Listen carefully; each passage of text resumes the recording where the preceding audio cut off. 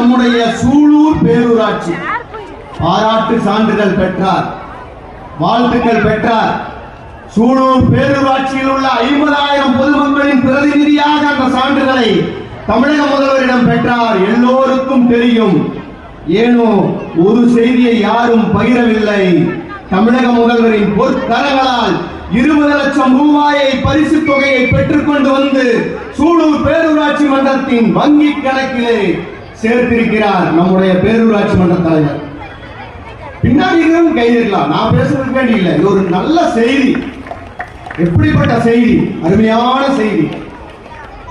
அந்த அளவிலே நம்முடைய ஊரிலே